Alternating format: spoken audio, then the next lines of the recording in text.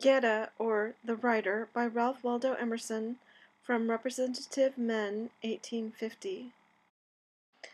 I find a provision in the constitution of the world for the writer, or secretary, who is to report the doings of the miraculous spirit of life that everywhere throbs and works. His office is the reception of the facts into the mind, and then a selection of the eminent and characteristic experiences. Nature will be reported. All things are engaged in writing their history. The planet, the pebble, goes attended by its shadow. The rolling rock leaves its scratches on the mountain. The river its channel in the soil. The animal its bones in the stratum. The fern and leaf their modest epitaph in the coal. The falling drop makes its sculpture in the sand or the stone. Not a foot steps into the snow or along the ground, but prints in characters more or less lasting a map of its march. Every act of the man inscribes itself in the memories of his fellows and in his own manners and face. The air is full of sounds, the sky of tokens. The round is all memoranda and signatures, and every object covered over with hints which speak to the intelligent. In nature, this self-registration is incessant, and the narrative is the print of the seal. It neither exceeds nor comes short of the fact, but nature strives upward, and in man the report is something more than print of the seal. It is a new and finer form of the original. The record is alive as that which it recorded is alive. In man the memory is a kind of looking-glass which, having received the images of surrounding objects, is touched with life, and disposes them in a new order. The facts do not lie in it inert, but some subside and others shine, so that we soon have a new picture composed of the eminent experiences. The man cooperates. He loves to communicate, and that which is for him to say lies as a load on his heart until it is delivered. But besides the universal joy of conversation, some men are born with exalted powers for this second creation. Men are born to write. The gardener saves every slip and seed and peachstone. His vocation is to be a planter of plants. Not less does the writer attend his affair. Whatever he beholds or experiences comes to him as a model and sits for its picture. He counts it all nonsense that they say that some things are undescribable.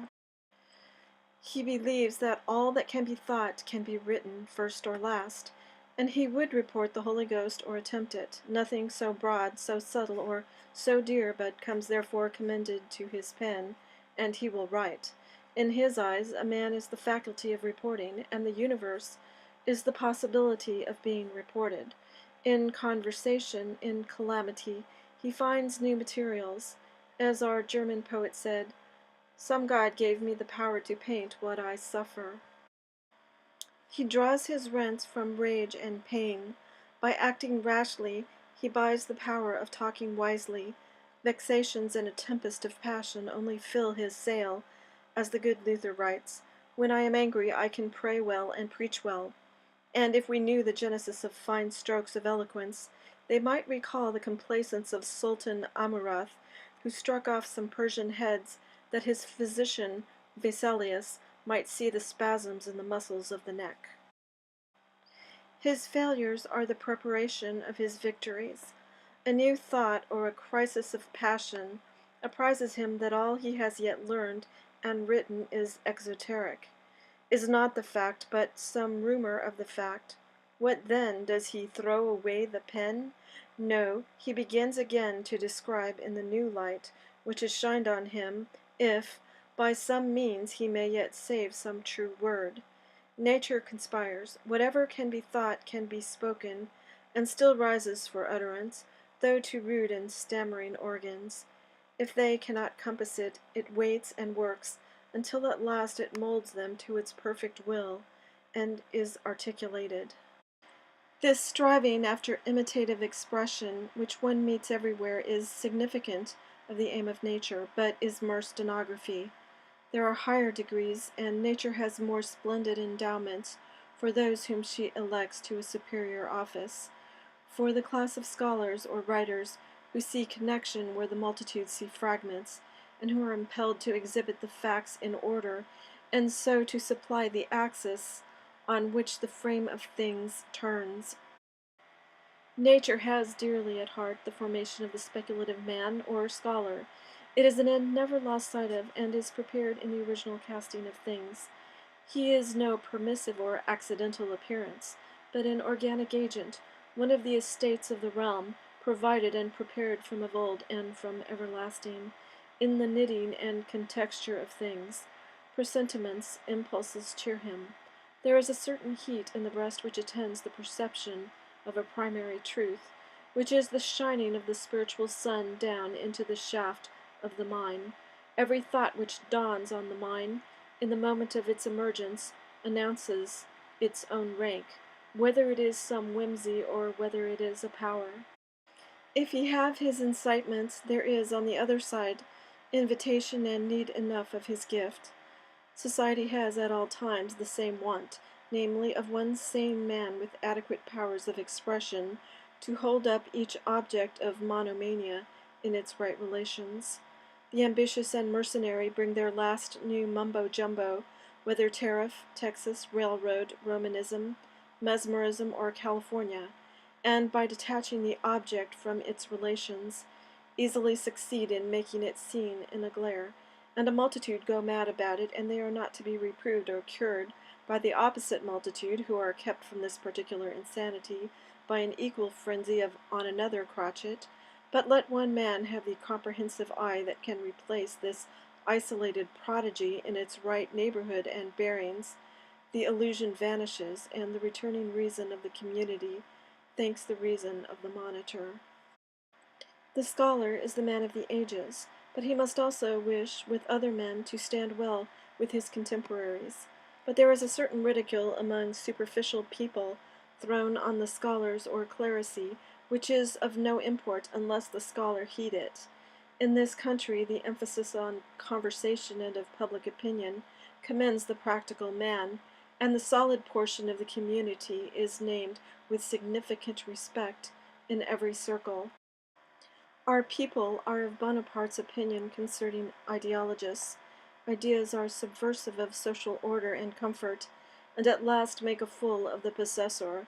It is believed the ordering a cargo of goods from New York to Smyrna, or the running up and down to procure a company of subscribers to set a-going 5 or 10,000 spindles, or the negotiations of a caucus, and the practicing on the prejudices and facility of country people to secure their votes in November, is practical and commendable. If I were to compare action of a much higher strain with a life of contemplation, I should not venture to pronounce with much confidence in favor of the former. Mankind have such a deep stake in inward illumination that there is much to be said by the hermit or monk in defense of his life of thought and prayer. A certain partiality, a headiness, and loss of balance is the tax which all action must pay. Act, if you like, but you do it at your peril. Men's actions are too strong for them. Show me a man who has acted and who has not been the victim and slave of his action. What they have done commits and enforces them to do the same again. The first act, which was to be an experiment, becomes a sacrament. The fiery reformer embodies his aspiration in some rite or covenant, and he and his friends cleave to the form and lose the aspiration.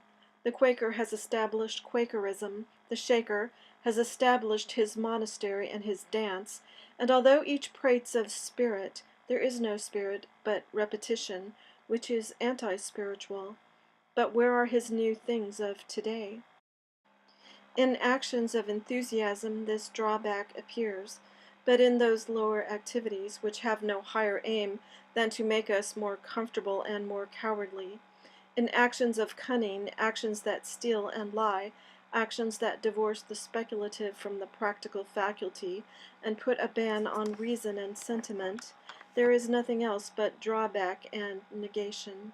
The Hindus write in their sacred books, "Children only, and not the learned, speak of the speculative and the practical faculties as two. They are but one, for both obtain the selfsame end, and the place which is gained by the followers of the one is gained by the followers of the other. That man seeth, who seeth that the speculative and the practical doctrines are one. For great action must draw on the spiritual nature. The measure of action is the sentiment from which it proceeds. The greatest action may easily be one of the most private circumstance.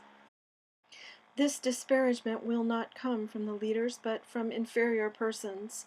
The robust gentlemen who stand at the head of the practical class share the ideas of the time and have too much sympathy with the speculative class.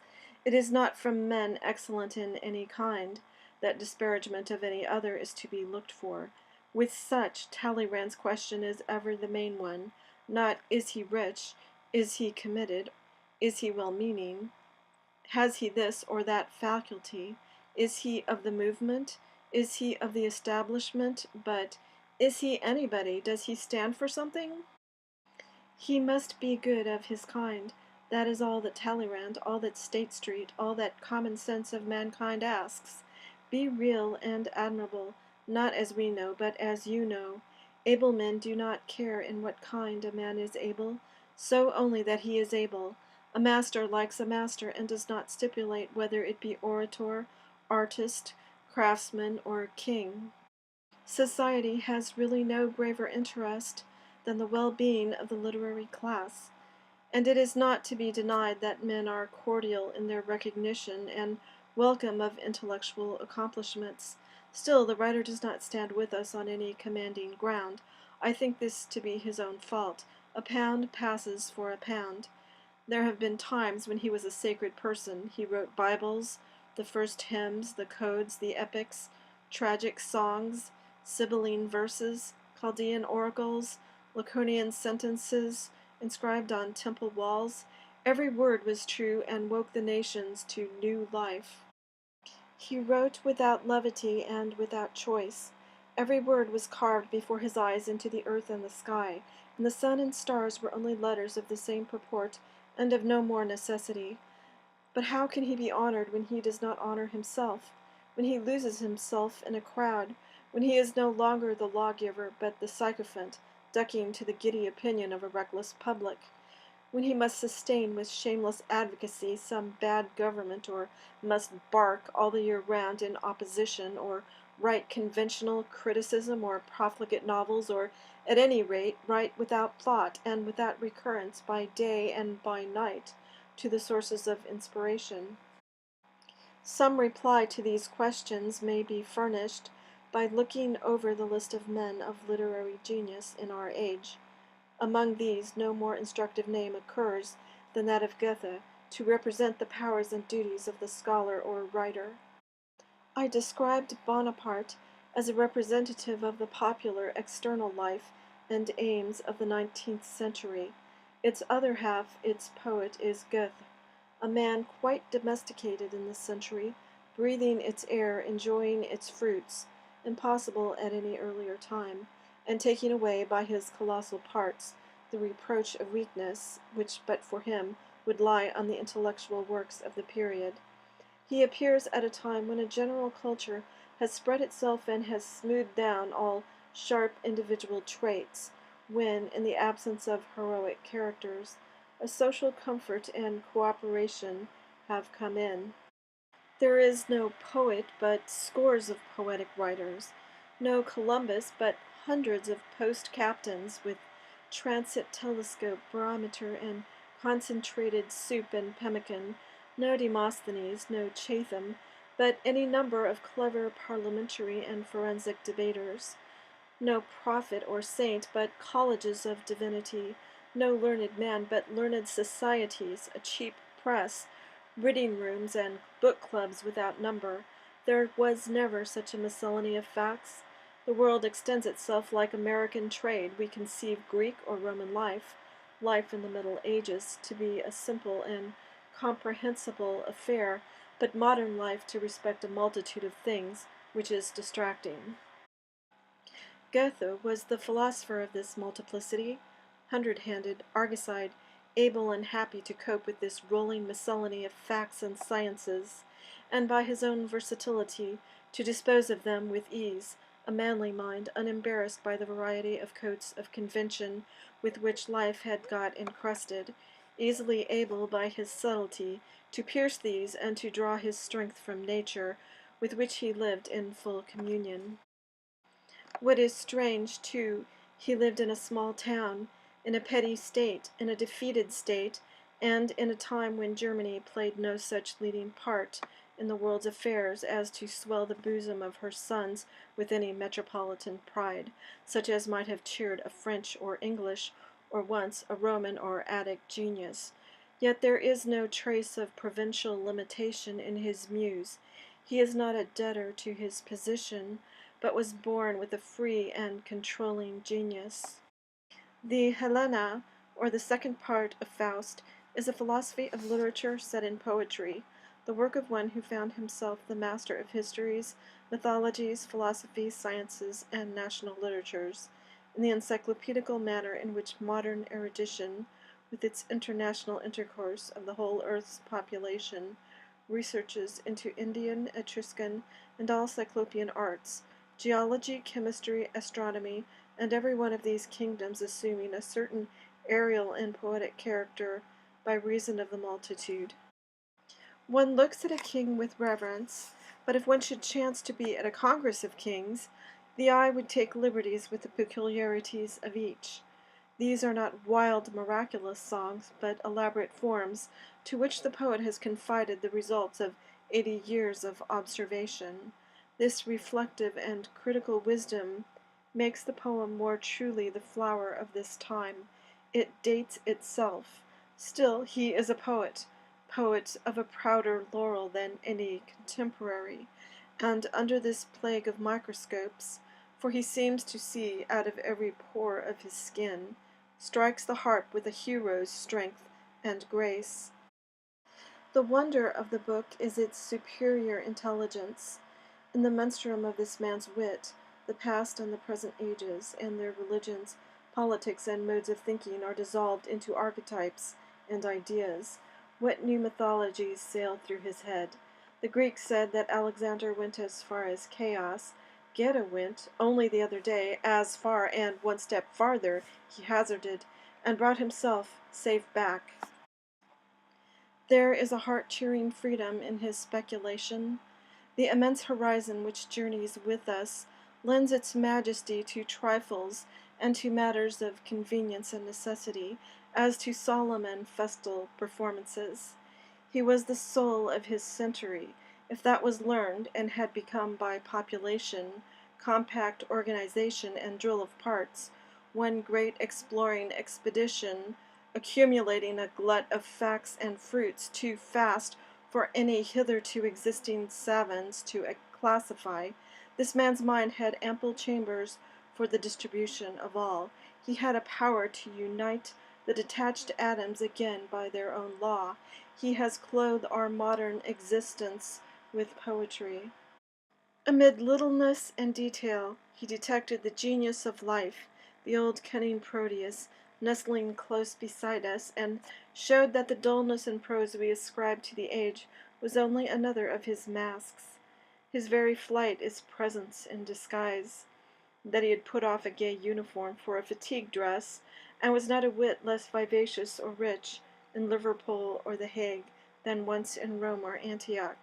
He sought him in public squares and main streets, in boulevards and hotels, and in the solidest kingdom of routine and the senses. He showed the lurking demonic power that in actions of routine a thread of mythology and fable spins itself, and this by tracing the pedigree of every usage and practice, every institution, utensil, and means, home to its origin in the structure of man. He had an extreme impatience of conjecture and rhetoric. I have guesses of enough of my own. If a man write a book, let him set down only what he knows. He writes in the plainest and lowest tone, omitting a great deal more than he writes, and putting ever a thing for a word. He has explained the distinction between the antique and the modern spirit and art. He has defined art, its scope and laws. He has said the best things about nature that ever were said. He treats nature as the old philosophers, as the 7 wise masters did, and with whatever loss of French tabulation and dissection, poetry and humanity remain to us, and they have some doctoral skill. Eyes are better on the whole than telescopes or microscopes. He has contributed a key to many parts of nature through the rare turn for unity and simplicity in his mind. Thus Goethe suggested the leading idea of modern botany, that a leaf or the eye of a leaf is the unit of botany, and that every part of a plant is only a transformed leaf to meet a new condition. And by varying the conditions, a leaf may be converted into any other organ, and any other organ into a leaf. In like manner, in osteology, he assumed that one vertebra of the spine might be considered as the unit of the skeleton. The head was only the uttermost vertebrae transformed. The plant goes from knot to knot, closing at last with the flower and the seed. So the tapeworm, the caterpillar, goes from knot to knot and closes with the head. Man and the higher animals are built up through the vertebrae, the powers being concentrated in the head. In optics, again, he rejected the artificial theory of 7 colors, and considered that every color was the mixture of light and darkness in new proportions. It is really of very little consequence what topic he writes upon. He sees at every pore and has a certain gravitation towards truth. He will realize what you say.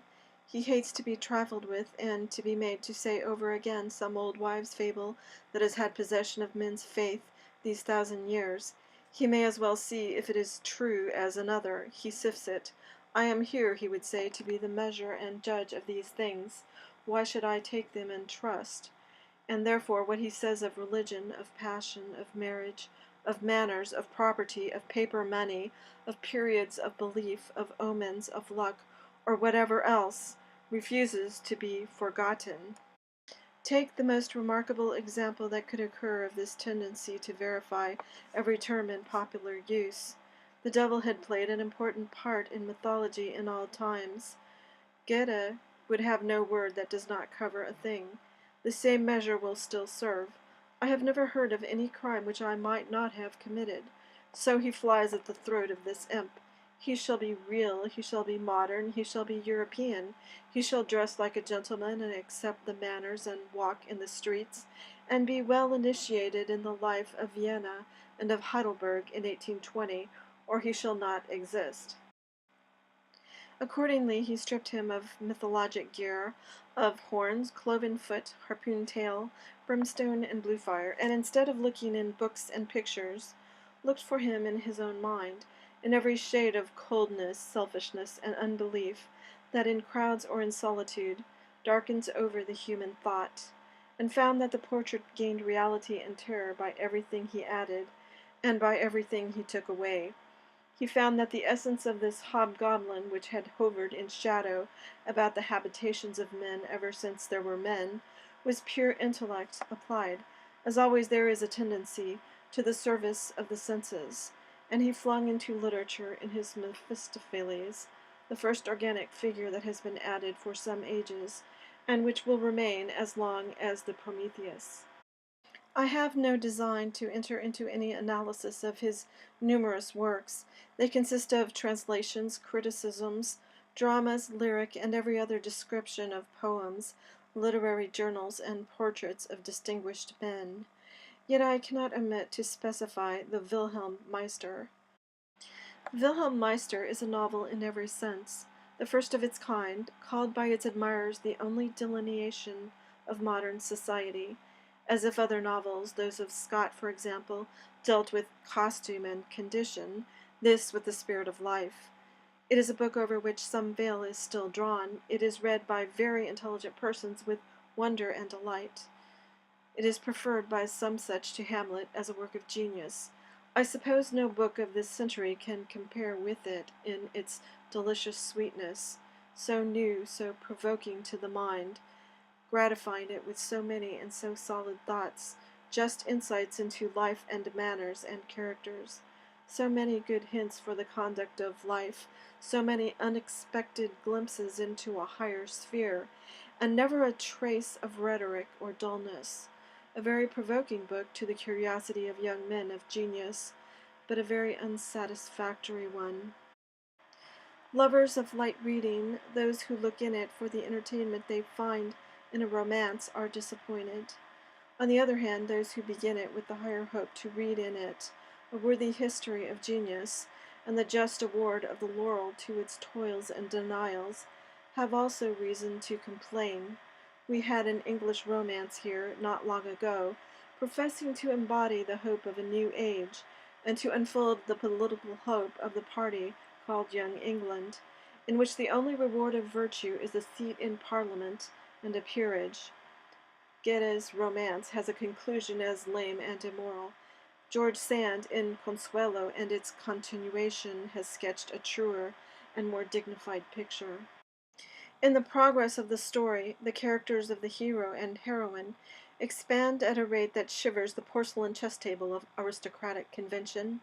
They quit the society and habits of their rank, they lose their wealth, they become the servants of great ideas and of the most generous social ends, until at last the hero, who is the center and fountain of an association for the rendering of the noblest benefits to the human race, no longer answers to his own titled name. It sounds foreign and remote in his ear. I am only man, he says. I breathe and work for man, and this in poverty and extreme sacrifices. Goethe's hero, on the contrary, has so many weaknesses and impurities, and keeps such bad company, that the sober English public, when the book was translated, were disgusted. And yet it is so crammed with wisdom, with knowledge of the world, and with knowledge of laws, the persons so truly and subtly drawn, and with such few strokes, and not a word too much. The book remains ever so new and unexhausted, that we must even let it go its way and be willing to get what good from it we can, assured that it has only begun its office and has millions of readers yet to serve. The argument is the passage of a democrat to the aristocracy, using both words in their best sense. And this passage is not made in any mean or creeping way, but through the hall door. Nature and character assist, and the rank is made real by sense and probity in the nobles. No generous youth can escape this charm of reality in the book, so that it is highly stimulating to intellect and courage. The ardent and holy novelists characterize the book as thoroughly modern and prosaic. The romantic is completely leveled in it. So is the poetry of nature, the wonderful. The book treats only of the ordinary affairs of men. It is a poeticized civic and domestic story. The wonderful in it is expressly treated as fiction and enthusiastic dreaming. And yet, what is also characteristic, novelists soon return to this book, and it remained his favorite reading to the end of his life. What distinguishes Goethe for French and English readers is a property which he shares with his nation, a habitual reference to interior truth. In England and in America there is a respect for talent, and if it is exerted in support of any ascertained or intelligible interest or party, or in regular opposition to any, the public is satisfied. In France there is even a greater delight in intellectual brilliancy for its own sake, and in all these countries men of talent write from talent. It is enough if the understanding is occupied, the taste propitiated. So many columns, so many hours filled in a lively and creditable way. The German intellect wants the French sprightliness, the fine practical understanding of the English and the American adventure, but it has a certain probity which never rests in a superficial performance, but asks steadily, to what end? A German public asks for a controlling sincerity. Here is activity of thought. But what is it for? What does the man mean? Whence all these thoughts? Talent alone cannot make a writer. There must be a man behind the book, a personality which by birth and quality is pledged to the doctrines there set forth, and which exists to see and state things so, and not otherwise, holding things because they are things. If he cannot rightly express himself today, the same things subsist and will open themselves tomorrow. There lies the burden on his mind, the burden of truth to be declared, more or less understood, and it constitutes his business and calling in the world to see those facts through and to make them known. What signifies that he trips and stammers, that his voice is harsh or hissing, that his method or his tropes are inadequate? That message will find method and imagery, articulation and melody. Though he were dumb, it would speak. If not, if there be no such God's word in the man, what care we how adroit, how fluent, how brilliant he is? It makes a great difference to the force of any sentence whether there be a man behind it or no. In the learned journal, in the influential newspaper, I discern no form, only some irresponsible shadow. Oftener some moneyed corporation or some dangler who hopes, in the mask and robes of his paragraph, to pass for somebody. But through every clause and part of speech of a right book, I meet the eyes of the most determined of men. His force and terror inundate every word. The commas and dashes are alive, so that the writing is athletic and nimble, can go far and live long. In England and America, one may be an adept in the writings of a Greek or Latin poet, without any poetic taste or fire. That a man has spent years on Plato and Proclus does not afford a presumption that he holds heroic opinions, or undervalues the fashions of his town. But the German nation have the most ridiculous good faith on these subjects. The student, out of the lecture room, still broods on the lessons, and the professor cannot divest himself of the fancy that the truths of philosophy have some application to Berlin and Munich. This earnestness enables them to outsee men of much more talent. Hence almost all the valuable distinctions which are current in higher conversation have been derived to us from Germany. But whilst men distinguished for wit and learning in England and France adopt their study and their side with a certain levity, and are not understood to be very deeply engaged from grounds of character to the topic or the part they espouse, Goethe, the head and body of the German nation, does not speak from talent, but the truth shines through. He is very wise, though his talent often veils his wisdom. However excellent his sentence is, he has somewhat better in view. It awakens my curiosity. He has the formidable independence which converse with truth gives. Hear you or forbear, his fact abides, and your interest in the writer is not confined to his story, and he dismissed from memory when he has performed his task creditably, as a baker when he has left his loaf. But his work is the least part of him. The old eternal genius who built the world has confided himself more to this man than to any other. I dare not say that Goethe ascended to the highest grounds from which genius has spoken. He has not worshipped the highest unity. He is incapable of a self-surrender to the moral sentiment. There are nobler strains in a poetry than any he has sounded.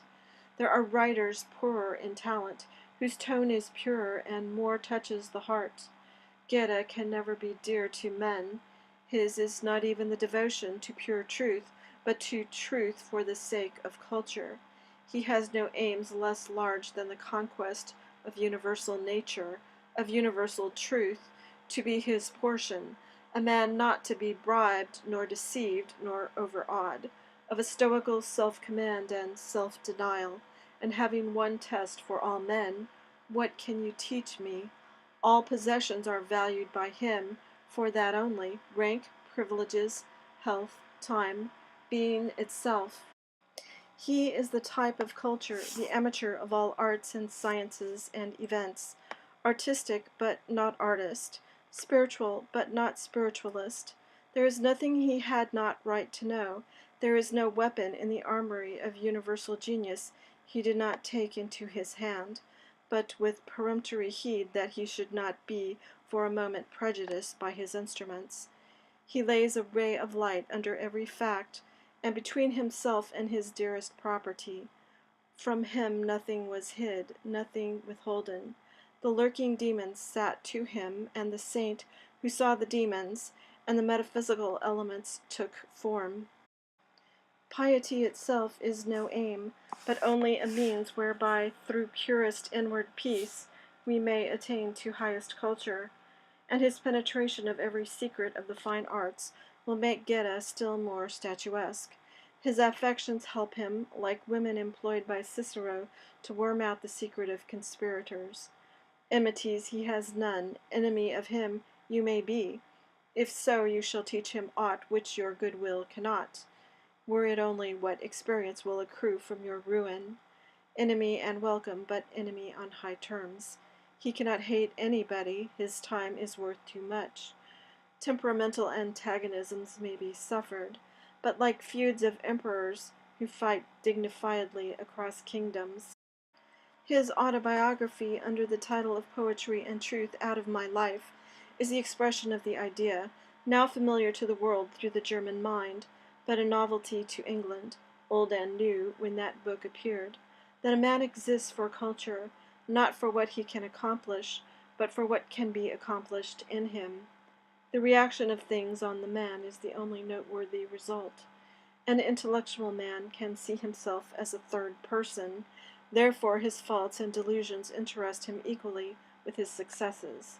Though he wishes to prosper in affairs, he wishes more to know the history and destiny of man, whilst the clouds of egotists drifting about him are only interested in a low success.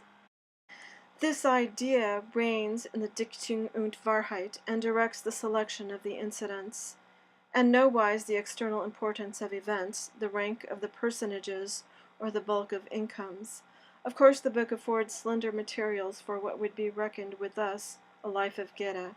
Few dates, no correspondence, no details of offices or employments, no light on his marriage, and a period of 10 years that should be the most active in his life, after his settlement at Weimar, is sunk in silence. Meantime, certain love affairs that came to nothing, as people say, have the strangest importance. He crowds us with details, certain whimsical opinions, cosmogonies, and religions of his own invention, and especially his relations to remarkable minds and to critical epochs of thought. These he magnifies, his daily and yearly journal, his Italian travels, his campaign in France, and the historical part of his theory of colors have the same interest. In the last he rapidly notices Kepler, Roger Bacon, Galileo, Newton, Voltaire, etc., and the charm of this portion of the book consists in the simplest statement of the relation betwixt these grandees of European scientific history and himself. The mere drawing of the lines from Goethe to Kepler, from Goethe to Bacon, from Goethe to Newton. The drawing of the line is, for the time and person, a solution of the formidable problem, and gives pleasure when Iphigenia and Faust do not, without any cost of invention comparable to that of Iphigenia and Faust. This lawgiver of art is not an artist. Was it that he knew too much, that his sight was microscopic and interfered with the just perspective, the seeing of the whole? He is fragmentary, a writer of occasional poems, and of an encyclopedia of sentences. When he sits down to write a drama or a tale, he collects and sorts his observations from 100 sides, and combines them into the body as fitly as he can. A great deal refuses to incorporate. This he adds loosely as letters of the parties, leaves from their journals, or the like. A great deal still is left that will not find any place. This the bookbinder alone can give any cohesion to, and hence, notwithstanding the looseness of many of his works, we have volumes of detached paragraphs, aphorisms, Venian, etc. I suppose the worldly tone of his tales grew out of the calculations of self-culture.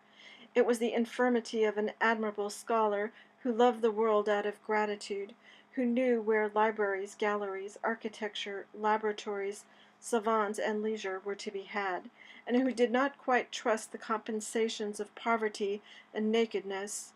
Socrates loved Athens, Montaigne Paris, and Madame de Staël said she was only vulnerable on that side, namely of Paris.